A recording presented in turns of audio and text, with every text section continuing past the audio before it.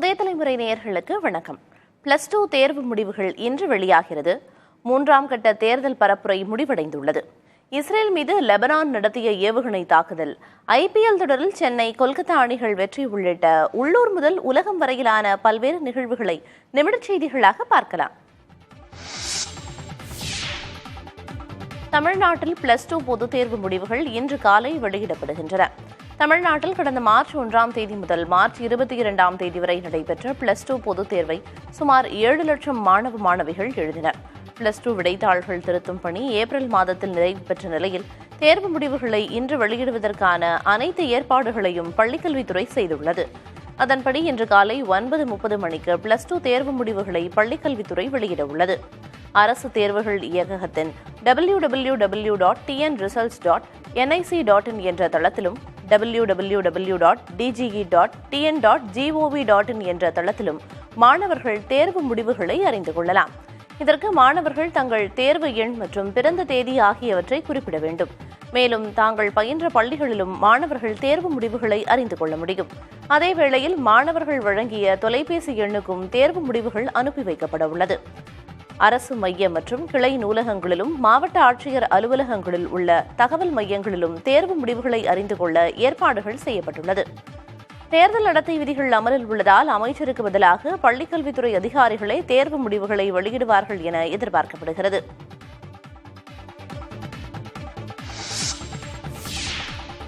மருத்துவ இளங்கலை படிப்புக்கான நீட் நுழைவுத் தேர்வு கடும் கட்டுப்பாடுகளுடன் நாடு முழுவதும் நேற்று நடைபெற்றது.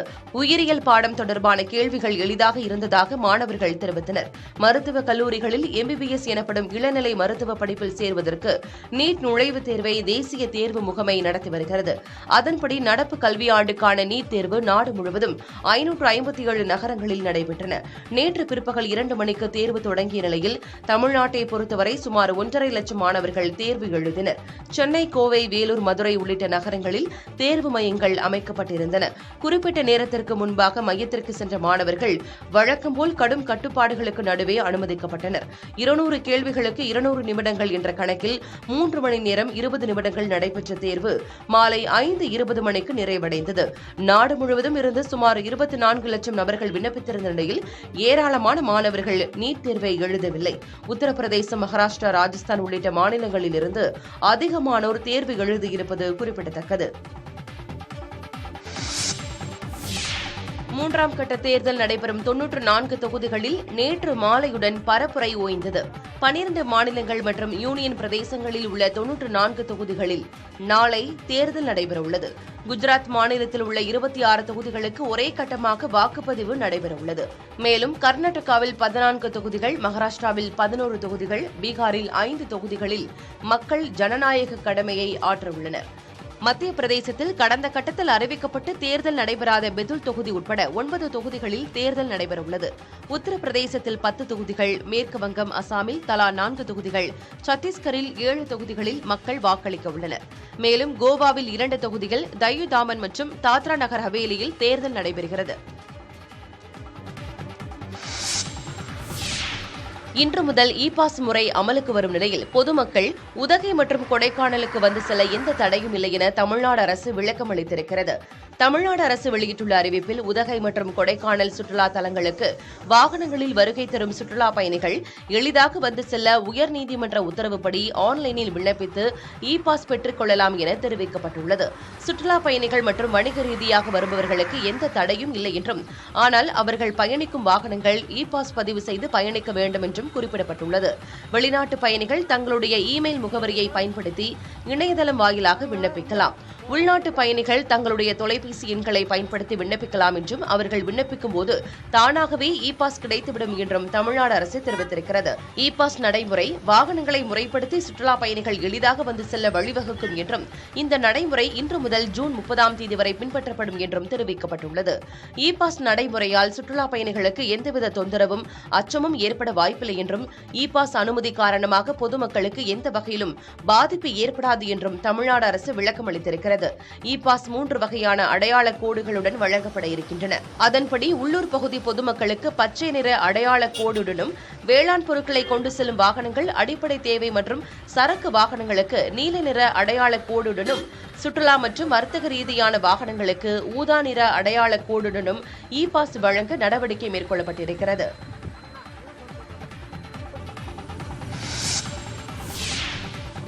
அயோத்தி ராமர் கோயிலுக்கு சென்ற பிரதமர் மோடி நெடுஞ்சான் கிடையாக விழுந்து சாமி தரிசனம் செய்தார். உத்தரப்பிரதேச மாநிலம் அயோத்தியில் ராமர் கோயில் கட்டுவோம் என கூறி வந்த பாஜக குழந்தை ராமரை நிறுவி ஜனவரி 22ஆம் தேதி கோயிலை திறந்து வைத்தது. இந்த நிலையில் உத்தரப்பிரதேச மாநிலத்தில் தேர்தல் பிரச்சாரத்துக்கு சென்ற பிரதமர் மோடி நேராக அயோத்தி ராமர் கோயிலுக்கு சென்றார். கோயிலை திறந்து வைத்த பிறகு முதல் முறையாக சென்ற அவர் குழந்தை ராமர் சிலைக்கு முன்பு நெடுஞ்சான் கிடையாக விழுந்து வழிபட்டார். இதுகுறித்து தனது எக்ஸ் வலைதள பக்கத்தில் பதிவிட்டுள்ள அவர் 140 கோடி இந்தியர்களின் நலனுக்காக வேண்டியதாக குறிப்பிட்டுள்ளார். அயோத்தியில் ராமர் கோயில் தரிசனத்திற்கு பிறகு பிரதமர் மோடி சுமார் 2 கிலோமீட்டர் தூரத்துக்கு பிரம்மாண்ட வாகன பேரணி நடத்தினார். வரும் 14ஆம் தேதி வாரணாசி தொகுதியில் பிரதமர் மோடி வேட்புமனு தாக்கல் செய்ய உள்ளது குறிப்பிடத்தக்கது. காங்கிரஸ் ஆட்சிக்கு வந்தால் உங்கள் வளம் உங்களிடமே வழங்கப்படும் என பிரியங்கா காந்தி தெரிவித்திருக்கிறார். கர்நாடக மாநிலம் தாவணகெரே மக்களவைத் தொகுதியில் வாக்கு சேகரிப்பில் ஈடுபட்ட காங்கிரஸ் பொதுச் செயலாளர் பிரியங்கா காந்தி இந்த நாடு மக்களுடையது என்றார். காங்கிரஸ் ஆட்சிக்கு வந்தால் வாக்குறுதி திட்டங்கள் மூலமாக உங்கள் வளம் உங்களுக்கு வழங்கப்படும் என்ற அவர் உங்கள் வாழ்க்கையை மேம்படுத்துவதற்கும் நாட்டை வளமாக வைப்பதற்கும் யோசித்து வாக்களியுங்கள் என கேட்டுக் கொண்டார். நூற்றுக்கணக்கான பெண்களிடம் அத்துமீறிய நபரின் கையை பிடித்துக் கொண்டு பிரதமர் நரேந்திர மோடி பிரச்சாரம் செய்தார் என்றும் பிரியங்கா குற்றம் சாட்டினார். எந்த அரசியல்வாதி எங்கு செல்வார் என்று அறியும் மோடி பாலியல் குற்றச்சாட்டுக்குள்ளான நபர் நாட்டை விட்டு வெளியேறியது தெரியாதது போல் நடிக்கிறார் என்றும் சாடினார். மகளிர், விவசாயிகள், தொழிலாளர்களுக்கு வேலையில்லா திண்டாட்டம் போன்ற பிரச்சினைகள் குறித்து பிரதமர் பேசுவதில்லை என்றும் பிரியங்கா காந்தி விமர்சித்தார்.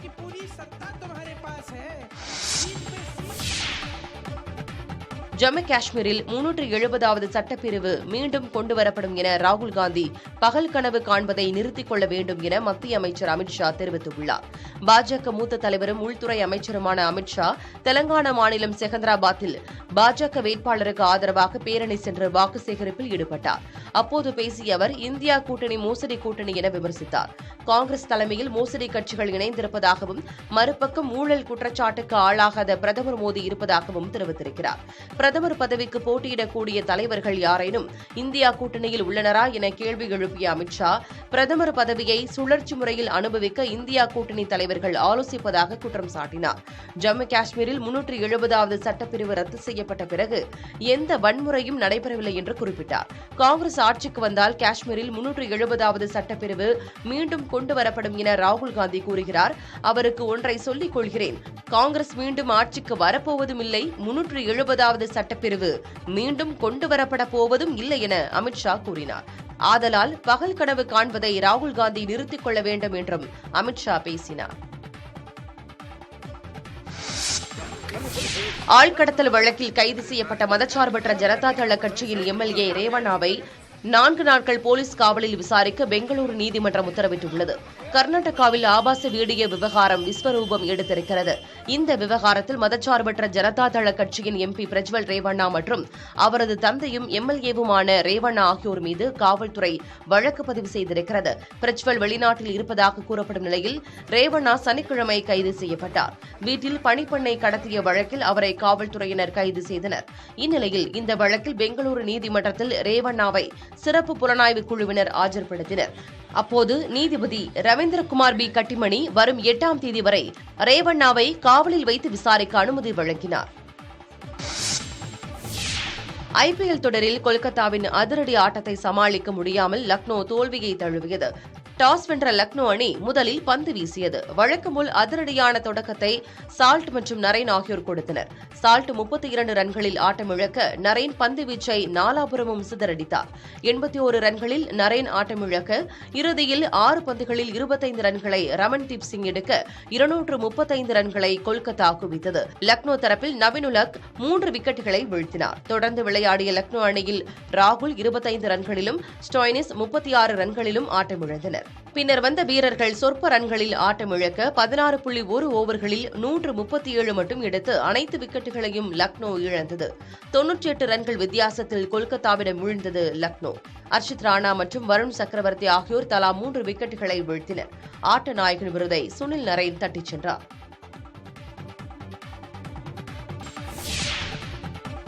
தமிழ்நாட்டில் காற்றாலை மின் உற்பத்தி அதிகரித்துள்ளதால் மின் தட்டுப்பாடு அபாயம் நீங்கும் என எதிர்பார்க்கப்படுகிறது.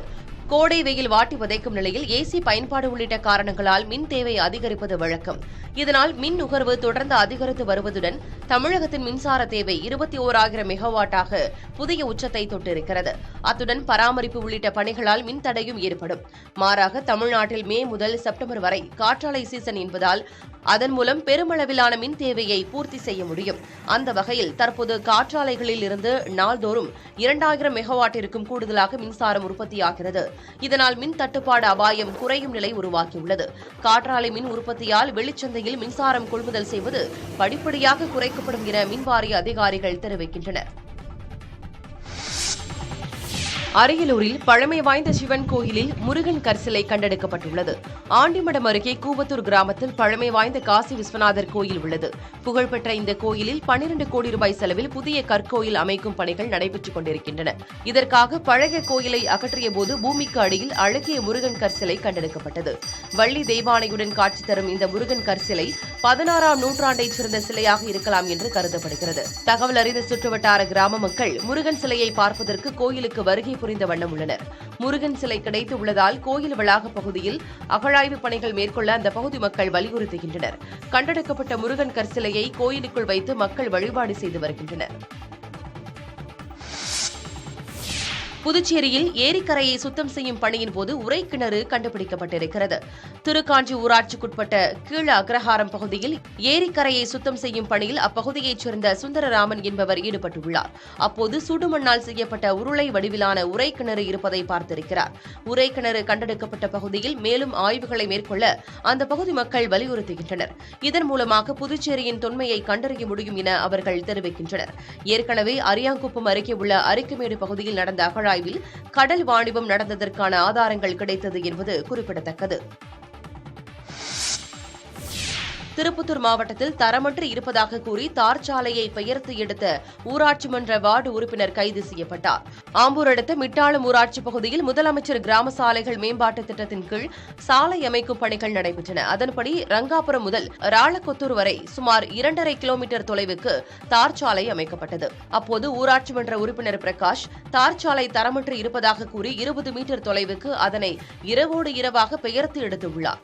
இதனால் 2 லட்சம் ரூபாய் வரை இழப்பீடு ஏற்பட்டதாக கூறி தார்ச்சாலை ஒப்பந்ததாரர் சக்தி கணேஷ் காவல் நிலையத்தில் புகார் அளித்தார். மேலும் தார்ச்சாலை அமைக்க உரிய கமிஷன் தராததால் பிரகாஷ் தார்ச்சாலையை சேதப்படுத்தியதாக கூறி மாதனூர் வட்டார வளர்ச்சி அலுவலர் ராஜேந்திரனும் புகார் அளித்தார். இதன் அடிப்படையில் காவல்துறையினர் பிரகாஷை கைது செய்து சிறையில் அடைத்தனர்.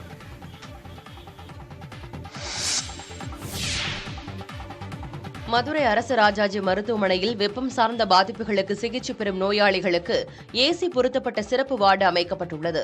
தமிழ்நாட்டில் அண்மை காலங்களாக வெப்பம் அதிகரித்து காணப்படுகிறது. அதீத வெப்பத்தால் வெப்பம் சார்ந்த நோய்களும் ஏற்படுகின்றன.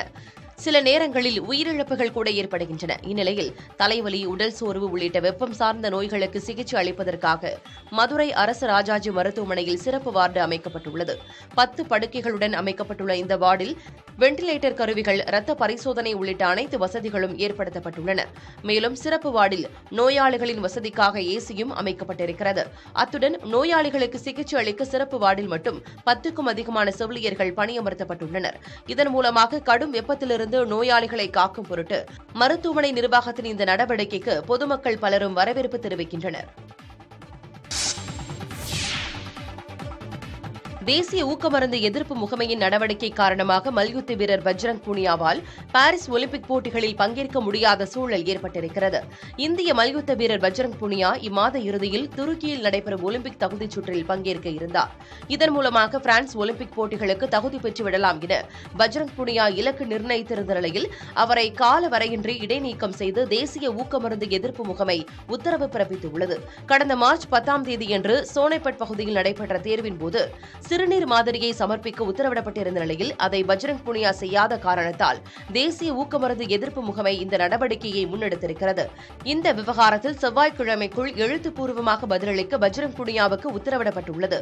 டோக்கியோ ஒலிம்பிக் போட்டியில் வெண்கலப் பதக்கம் வென்ற பஜ்ரங் புனியா மீதான இந்த நடவடிக்கையால் பிரான்ஸ் ஒலிம்பிக் போட்டியில் அவர் பங்கேற்பதில் சிக்கல் ஏற்பட்டிருக்கிறது. இஸ்ரேலில் உள்ள அல் ஜசீரா தொலைக்காட்சியின் அலுவலகங்களை மூடுவதற்கான முடிவிற்கு அந்நாட்டு அமைச்சரவை ஒப்புதல் வழங்கியிருக்கிறது. இதனைத் தொடர்ந்து உடனடியாக இஸ்ரேலில் உள்ள அல் ஜசீரா அலுவலகங்களை மூடவும் அங்குள்ள ஒளிபரப்புக்கு பயன்படும் கருவிகளை பறிமுதல் செய்யும் நடவடிக்கைகளும் மேற்கொள்ளப்பட்டிருக்கின்றன. அல் ஜசீரா செய்தியாளர்கள் இஸ்ரேலின் பாதுகாப்பிற்கு அச்சுறுத்தலாக விளங்குவதாக அந்நாட்டு பிரதமர் பெஞ்சமின் நெத்தன்யாகு தெரிவித்திருந்தார். ஹமாஸின் ஊதுகுழலாக விளங்கும் அல் ஜசீராவை நாட்டிலிருந்து அகற்ற வேண்டிய நேரம் வந்துவிட்டதாக அவர் தெரிவித்துள்ளார். இஸ்ரேலின் நடவடிக்கைகள் குறித்து கருத்து தெரிவித்துள்ள அல் ஜசீரா நிர்வாகம் தங்கள் உரிமைகள் மற்றும் ஊடகவியலாளர்களின் உரிமைகளை நிலைநாட்டவும் செய்திகளை அறிந்து கொள்ளும் மக்களின் உரிமைகளை காக்கவும் சர்வதேச ரீதியில் அனைத்து விதமான சட்ட ரீதியிலான முயற்சிகளும் மேற்கொள்ளப்படும் என கூறியுள்ளது. இஸ்ரேலின் நடவடிக்கையானது சர்வதேச சட்ட விதிமுறைகளுக்கு எதிரானது எனவும் ஊடக சுதந்திரத்துக்கு விடுக்கப்பட்டுள்ள அச்சுறுத்தல் என்றும் அல் ஜசீரா தெரிவித்திருக்கிறது. கன்னியாகுமரி அருகே கடலின் ராட்சத அலையில் சிக்கி சென்னையைச் சேர்ந்த சுற்றுலாப் பயணிகள் 2 உயிரிழந்தனர். குளச்சல் அருகே உள்ள கோடிமுனை பகுதியில் காலை முதலே கடல் சீற்றத்துடன் காணப்பட்டது. இந்நிலையில் சென்னையிலிருந்து சுற்றுலா வந்த மனோஜ்குமார், விசூஸ் ஆகியோர் கடற்கரையில் உள்ள பாறை மீது ஏறியுள்ளனர். அப்போது எழுந்த ராட்சத அலையில் சிக்கிய இருவரும் கடலுக்குள் இழுத்துச் செல்லப்பட்டனர். இதைக் கண்டு அங்கிருந்த மீனவர்கள் படகுகளில் சென்று கடலில் தத்தளித்த இருவரையும் மீட்டு கரைக்கு கொண்டு வந்தனர். பின்னர் இருவரும் மருத்துவமனைக்கு கொண்டு செல்லப்பட்ட நிலையில் வரும் வழியிலேயே இறந்துவிட்டதாக மருத்துவர்கள் தெரிவித்தனர். இதற்கிடையே சென்னை, கடலூர், ராமநாதபுரம், நெல்லை, தூத்துக்குடி, கன்னியாகுமரி ஆகிய 6 மாவட்டங்களில் அதீத அலைக்கான எச்சரிக்கை இன்று வரை நீட்டிக்கப்பட்டிருந்தது.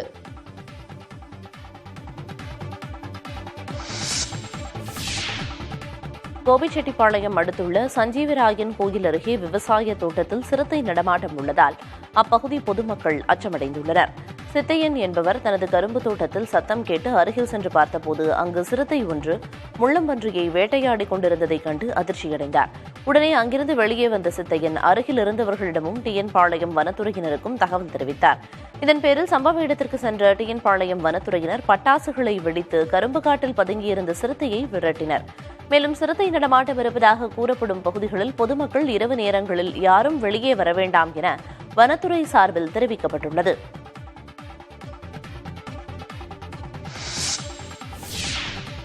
பன்னிரண்டாம் வகுப்பு தேர்வு முடிவுகள் இன்று வெளியாகும் நிலையில் அரசு கல்லூரிகளுக்கு விண்ணப்பிக்கலாம் என கல்லூரி கல்வி இயக்ககம் தெரிவித்திருக்கிறது. தமிழ்நாட்டில் உள்ள அரசு கலை மற்றும் அறிவியல் கல்லூரிகளில் இளநிலை பட்டப்படிப்பு சேர்க்கைக்கு இன்று முதல் விண்ணப்பிக்கலாம் என கல்லூரி கல்வி இயக்ககம் தெரிவித்திருக்கிறது. www.tngasa.in என்ற இணையதள முகவரியில் இன்று விண்ணப்பிக்கலாம் என்றும் அவ்வாறு விண்ணப்பிக்க முடியாதவர்கள் கல்லூரிகளில் உள்ள சேர்க்கை உதவி மையங்கள் மூலமாக விண்ணப்பிக்க ஏற்பாடுகள் செய்யப்பட்டுள்ளதாகவும் தெரிவித்துள்ளது. எஸ்சி, எஸ்டி பிரிவினருக்கு பதிவு கட்டணம் 2 ரூபாயை தவிர வேறு கட்டணம் இல்லை. மற்ற பிரிவினருக்கு பதிவு கட்டணம் 2 ரூபாயும் விண்ணப்ப கட்டணம் 48 ரூபாயும் நிர்ணயிக்கப்பட்டுள்ளது. Debit card, credit card, net banking, UPI ஆகியவற்றின் மூலமாக கட்டணம் செலுத்தலாம். அவ்வாறு முடியாதவர்கள் தி டைரக்டரேட் ஆஃப் கலீஜியேட் எஜுகேஷன் சென்னை 15 என்ற பெயரில் வரைவோலை கொடுக்கலாம் என கல்லூரி கல்வி இயக்ககம் கூறியுள்ளது. மேட்டூர் அருகே ஜலகண்டாபுரம் பணிக்கனூர் ஓடை பாலத்திற்கு அடியில் 3 நாட்களுக்கு முன்பு அழுகிய நிலையில் மீட்கப்பட்ட 3 பேர் பூலாம்பட்டியைச் சேர்ந்த தாய், தந்தை, மகன் என்பது காவல்துறை விசாரணையில் தெரியவந்தது. ஜலகண்டாபுரம் பணிக்கனூர் ஓடை பாலத்திற்கு அடியில் கடந்த 3 நாட்களுக்கு முன்பு 2 ஆண்களின் உடலும் ஒரு பெண்ணின் உடலும் அழுகிய நிலையில் மீட்கப்பட்டது. இதுகுறித்து காவல்துறையினர் விசாரணை மேற்கொண்டு வந்தனர். விசாரணையின் முடிவில் எடப்பாடி அருகே பூலாம்பட்டி அருந்ததியர் காலனியில் வசித்து வந்த செங்கோடன், அவரது மனைவி செண்டு மற்றும் அவரது மகன் சந்திரசேகர் என்பது தெரியவந்துள்ளது. உறவினர்கள் மூலம் இறந்தவர்களின் விவரம் அறியப்பட்ட நிலையில் 3 பேரின் உடல்களும் உடற்கூறாய்வுக்கு அனுப்பி வைக்கப்பட்டன. இந்நிலையில் உடற்கூறாய்வு செய்யப்பட்ட பின்பே தாய், தந்தை, மகன் மூவரும் எப்படி உயிரிழந்தனர் என்பது தெரியவரும் என காவல்துறையினர் தெரிவித்துள்ளனர். கடந்த போட்டியில் சொந்த மண்ணில் அடைந்த தோல்விக்கு சென்னை அணி பஞ்சாபை பழி தீர்த்தது. தர்மசாலாவில் நடைபெற்ற இந்த போட்டியில் டாஸ் வென்ற பஞ்சாப் அணி முதலில் பந்து வீசியது. ருத்ராஜ் 32 ரன்களிலும் மிச்சல் 30 ரன்களிலும் ஆட்டமிழக்க மற்ற வீரர்கள் அடுத்தடுத்து சொற்ப ரன்களில் ஆட்டமிழந்து ஏமாற்றம் அளித்தனர். இறுதியில் ரவீந்திர ஜடேஜா 43 ரன்கள் எடுக்க 20 ஓவர்களில் 167 ரன்களை மட்டுமே சென்னை அணி சேர்த்தது. எளிய இலக்கை நோக்கி விளையாடிய பஞ்சாப் அணிக்கு தொடக்கம் எதிர்பார்த்தது போல் அமையவில்லை. துஷார் தேஷ்பாண்டே தனது முதல் ஓவரிலேயே 2 விக்கெட்டுகளை வீழ்த்தி பஞ்சாப் அணிக்கு அதிர்ச்சி அளித்தார். தொடர்ந்து சீரான இடைவெளியில் பஞ்சாப் அணி விக்கெட்டுகளை பறிகொடுத்தது. இதனால் 28 ரன்கள் வித்தியாசத்தில் சென்னை அணி வெற்றி பெற்று பிளே ஆஃப் வாய்ப்புக்கு பாதகம் ஏற்படாமல் பார்த்துக் கொண்டது. பேட்டிங் மற்றும் பந்து வீச்சில் சிறப்பாக செயல்பட்ட ஜடேஜா ஆட்ட நாயகன் விருதை தட்டிச் சென்றார். நடப்பு ஐபிஎல் தொடரிலிருந்து காயம் காரணமாக சென்னை சூப்பர் கிங்ஸ் அணியின் வேகப்பந்து வீச்சாளர் மதிஷா பத்திரானா விலகியுள்ளார். பந்து வீச்சில் சென்னை அணிக்கு நம்பிக்கை நட்சத்திரமாக திகழ்ந்த பத்திரானாவுக்கு தொடையில் காயம் ஏற்பட்டிருக்கிறது. இதனால் சிகிச்சைக்காக அவர் இலங்கை சென்றுள்ளதாக சென்னை அணி நிர்வாகம் அதிகாரப்பூர்வமாக அறிவித்திருக்கிறது. நடப்பு ஐபிஎல் தொடரில் 6 போட்டிகளில் விளையாடியுள்ள பத்திரானா 13 விக்கெட்டுகளை வீழ்த்தியிருக்கிறார். ஏற்கனவே தீபக் சாகரின் காயத்தால் பின்னடைவை சந்தித்துள்ள சென்னை அணிக்கு பத்திரானாவின் காயம் கூடுதல் தலைவலியை கொடுத்திருக்கிறது. அடுத்த சுற்று வாய்ப்பை உறுதிப்படுத்துவதில் சென்னை அணி தடுமாறி வரும் நிலையில் அடுத்தடுத்து வீரர்கள் காயமுறுவதால் புதிய வியூகத்தை வகுக்க வேண்டிய கட்டாயத்தில் இருக்கிறது. சீன அதிபர் ஷி ஜின்பிங் 2 நாள் அரசுமுறை பயணமாக பிரான்ஸ் சென்றடைந்தார். ஆர்லி விமான நிலையத்தில் அவரை பிரான்ஸ் பிரதமர் கேப்ரியல் அட்டல் வரவேற்றார். ஜின்பிங் பிரான்சில் அந்நாட்டு அதிபர் இமானுவேல் மேக்ரான் மற்றும் ஐரோப்பிய ஆணையத்தின் தலைவர் உர்சுலா வோன் டெர் லேயன் ஆகியோரை சந்தித்து பேசவுள்ளார். இருதரப்பு வர்த்தக உறவுகள் மற்றும் யுக்ரைன் மீதான ரஷ்ய தாக்குதல் போன்ற விவகாரங்கள் மேக்ரான் மற்றும் ஜின்பிங் இடையேயான பேச்சுவார்த்தையில் முக்கிய இடம் பிடிக்கும் என்று எதிர்பார்க்கப்படுகிறது. பிரான்சிலிருந்து செர்பியா மற்றும் ஹங்கேரி உள்ளிட்ட நாடுகளுக்கும் ஜின்பிங் செல்ல உள்ளார். இலங்கையின் வவுனியா மாவட்டத்தின் செட்டிக்குளம் அருகே கிணற்றுக்குள் விழுந்த யானை நீண்ட நேர போராட்டத்திற்கு பிறகு மீட்கப்பட்டது. செட்டிக்குளம் கந்தசாமி நகர் பகுதியில் கிணற்றுக்குள் யானை ஒன்று தவறி விழுந்தது. செங்குத்தாக இருந்த சிமெண்ட் பூச்சி கிணற்றுக்குள் யானை தவித்தது குறித்து தகவல் கூறப்பட்டது. இதைத் தொடர்ந்து கிணற்றில் விழுந்த யானை மேலே வருவதற்கு ஏதுவாக ஜேசிபி இயந்திரம் மூலமாக சரிவான பாதை அமைக்கப்பட்டது. அப்போது கிணற்றுக்குள் அங்குமிங்குமாய் யானை ஓடியது. அதைத் தொடர்ந்து சரிவான பாதை மூலமாக யானை மெதுவாக வெளியே வந்தது. பின்னர் குட்டி யானையை வனத்துக்குள் திருப்பி சென்னை வேப்பேரியில் கொளுத்தும் வெயிலில் காத்திருந்த நீட் மாணவர்களின் பெற்றோர்களுக்கு போக்குவரத்து காவலர்கள் நீர்மோர் தண்ணீர் பாட்டில்களை வழங்கி உதவினர். நீட் தேர்வு பிற்பகலில் நடைபெற்ற நிலையில் தேர்வர்களும் அவர்களின் பெற்றோர்களும் தேர்வு மையமான தனியார் பள்ளி முன்பு காலை முதலே காத்திருந்தனர். பின்னர் காலை 11:30 மணியளவில் தேர்வர்கள் தேர்வு மையத்தில் அனுமதிக்கப்பட்ட நிலையில் கொளுத்தும் வெயிலில் நீண்ட நேரம் காத்திருந்ததால் பெற்றோர்கள் சோர்வடையும் நிலை ஏற்பட்டது. இந்த சூழலில் வேப்பேரி போக்குவரத்து காவல் ஆய்வாளர் பாண்டிவேலு மற்றும் காவலர்கள் மாணவர்களின் பெற்றோர்களுக்கு நீர், மோர், குடிநீர் பாட்டில்கள் ஆகியவற்றை வழங்கி உதவினர்.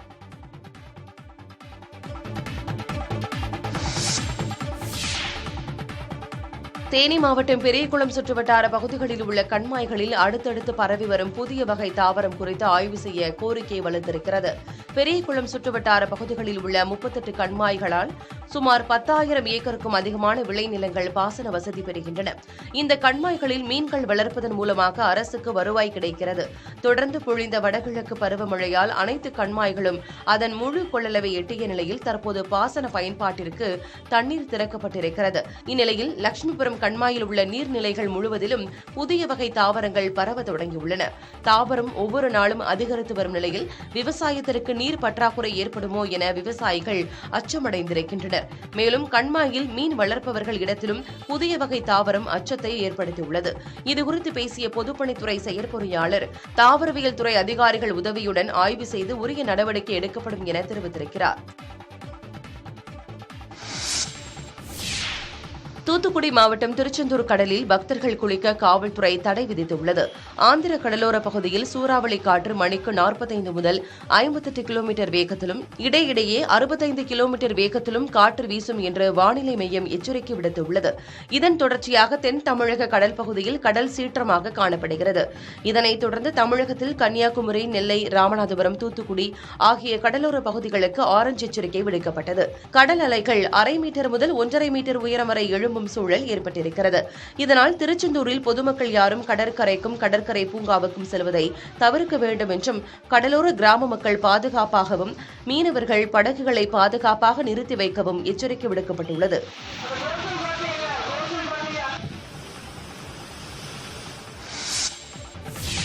திருவள்ளூர் மாவட்டம் திருத்தணி முருகன் கோயிலில் சுட்டெரிக்கும் வெயிலின் தாக்கத்திலிருந்து காக்கும் வகையில் தரை விரிப்பு அமைக்கப்பட்டு அதன் மீது தண்ணீர் தெளிக்கப்படுகிறது.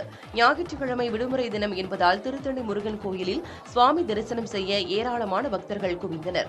திருத்தணியில் கடந்த சில நாட்களாக 100 டிகிரியை தாண்டி வெப்பம் பதிவாகி வரும் நிலையில் அனல் காற்றும் வீசி வருகிறது. இதையடுத்து பக்தர்களின் வசதிக்காக கோயில் நிர்வாகம் சார்பில் மாட வீதியில் தரை விரிப்பு விரிக்கப்பட்டு குளுமையாக இருக்க அதன் மீது ஊழியர்கள் தண்ணீர் தெளித்து வருகின்றனர். இதனால் மாடவீதியில் வெயிலின் தாக்கமின்றி பக்தர்கள் காலார நடந்து முருகப்பெருமானை மன நிறைவுடன் தரிசித்து வருகின்றனர். வேலூர் அருகே சொகுசு காரில் கடத்தி வரப்பட்ட 1,20,000 ரூபாய் மதிப்புள்ள 180 கிலோ போதைப் பொருட்கள் பறிமுதல் செய்யப்பட்டது. இதனைத் தொடர்ந்து வடமாநில இளைஞர் ஒருவர் கைது செய்யப்பட்டார். பள்ளிக்கொண்டா சுங்கச்சாவடியில் மதுவிலக்கு காவல்துறையினர் வாகன சோதனையில் ஈடுபட்டுள்ளனர். அப்போது அவ்வழியாக வந்த சொகுசு காரில் சோதனை செய்தபோது 15 நெகிழி மூட்டைகளில் குட்கா உள்ளிட்ட தமிழக அரசால் தடை செய்யப்பட்ட சுமார் 180 கிலோ அளவிலான போதைப் பொருட்கள் கடத்தி வரப்பட்டது தெரியவந்தது. இதற்கிடையில் சொகுசு காரை ஓட்டி வந்த ஜஹாரம் என்ற வடமாநில இளைஞரை காவல்துறையினர் கைது செய்தனர். இதனைத் தொடர்ந்து வடமாநில இளைஞரிடம் நடத்தப்பட்ட விசாரணையில் பெங்களூரிலிருந்து சென்னைக்கு போதைப் பொருட்கள் கடத்தப்பட்டது அம்பலமானது. தருமபுரி மாவட்டத்தில் வறட்சியால் பப்பாளி மரங்கள் காய்ந்து கருகி விடுவதால் விவசாயிகள் கவலையடைந்துள்ளனர்.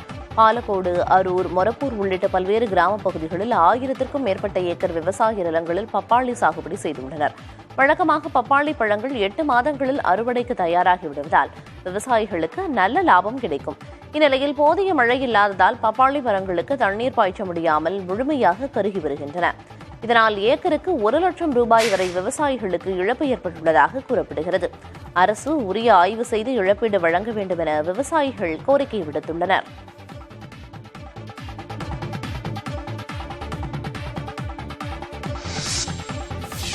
தரிசு நிலங்களை நீண்டகால அடிப்படையில் குத்தகைக்கு தருமாறு காகித உற்பத்தி நிறுவனங்கள் அரசுக்கு கோரிக்கை விடுத்துள்ளன. காகிதம் தயாரிக்க முக்கிய மூலப்பொருளான மரத்திற்கு தொடர்ச்சியாக தட்டுப்பாடு நிலவி வருவதாக இந்திய காகித உற்பத்தியாளர்கள் சங்கம் தெரிவித்துள்ளது. எனவே நாட்டில் ஏராளமான தரிசு நிலங்கள் உள்ள நிலையில் குறைந்த அளவிலான நிலங்களை லீஸுக்கு கொடுத்தால் அவற்றில் காகித கூழ் தயாரிக்கும் மரங்களை நட்டு வளர்க்கலாம் என்று காகித உற்பத்தி நிறுவனங்கள் தெரிவிக்கின்றன. இதன் மூலம் காகித தயாரிப்பிற்கு தேவையான மூலப்பொருட்கள் தடையின்றி கிடைக்க வழிவகை செய்யப்படும் என்றும், இதன் மூலம் கிராமப்புறங்களில் வேலைவாய்ப்பை அதிகரிக்க முடியும் எனவும் தெரிவித்துள்ளன. காகித கூழ் தயாரிக்க பயன்படும் மரங்களை நடவு செய்வதன் மூலம் தங்கள் துறையில் பெரிய மாற்றம் ஏற்படுவதோடு பசுமை இந்தியாவிற்கு வித்திடும் எனவும் இந்திய காகித உற்பத்தியாளர்கள் சங்கம் தெரிவித்திருக்கிறது. ஹங்கேரி நாட்டில் அந்நாட்டு பிரதமர் விக்டோர் ஆர்பனுக்கு எதிராக எதிர்க்கட்சி சார்பில் பிரம்மாண்ட கண்டன பேரணி நடைபெற்றது.